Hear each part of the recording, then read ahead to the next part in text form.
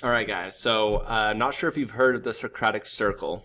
It's a strategy where basically you get kids talking to each other and kind of keep track of who's talking, who's not talking.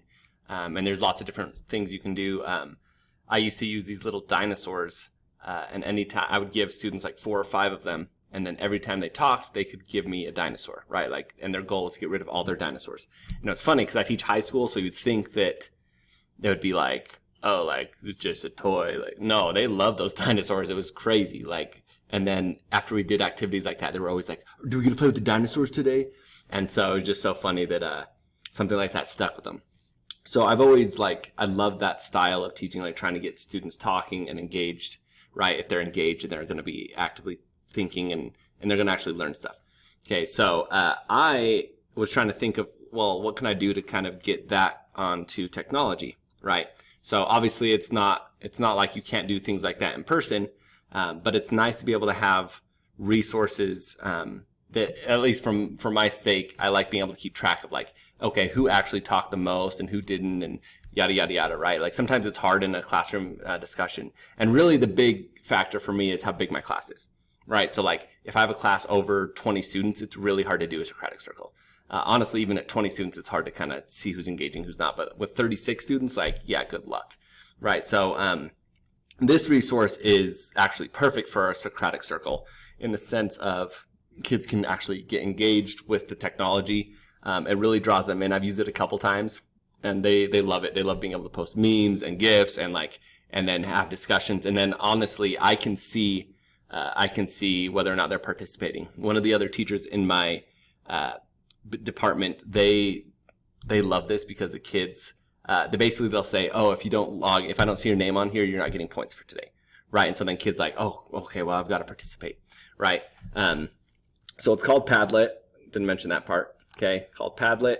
And so you just would create an account or whatever, and then you can join a Padlet or make a Padlet, right? So if you're the teacher, you're going to make a Padlet, okay? And then there's different layouts that they have, right? So like depending on what you teach, right? A map, a canvas, timeline, shelf, grid. There's some cool options, okay? The traditional one, just like the wall, right? So I hit starting my Padlet, okay? So then the title, right? So maybe maybe we're doing a discussion on investments. Okay, so investments, description. Okay, so what is the description, right? So maybe it's the specific question that I'm asking.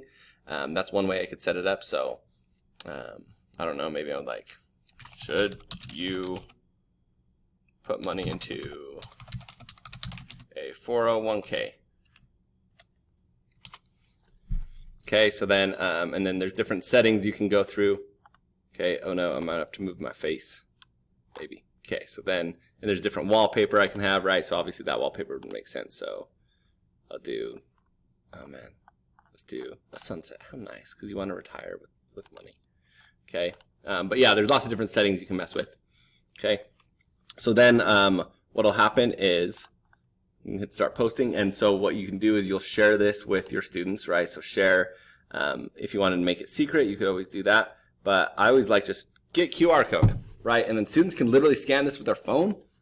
Okay, if you wanted, you could copy the link or email or whatever. There's lots of different ways to share this, right? And then the kids will scan it, and then it gives them access to this Padlet, right? And then they can start posting their answers and whatnot. And there's different settings. So again, I can filter things. I can make sure if someone's not being appropriate, whatever. Usually the best way is you say you have to use your name to get credit for today.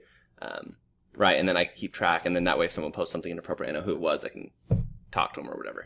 I wanted to kind of show you, I've done one in the past, so let me make sure I show you what it kind of looks like. Let's see, where would it, yeah, made. Oh, company name and mission vision statements. Okay, so you can see the kids are able to engage with each other, and we can talk about it as a class. You can also do things like, oh, reply, right? So like I could actually reply to this if I was part of the class, right? And again, like sometimes you get things like that. Like obviously that was probably the end of class, so I can like, oh, I don't like that. You don't, and then of course sometimes there's things where you're like, oh no, right? But again, as a teacher, you're able to actually get kids engaged and they're actually responding, right? And also school's so built for extroverts. So the fact that there's something like this that is like, hey, introvert can get involved, and they can comment, and I can actually get them talking with each other, right? I really love this. I think it helps with the Socratic Circle. It's a great tool in our tool belt. So yeah, you can play around with the settings. I definitely challenge you to try it in class because it's awesome. Have a good day.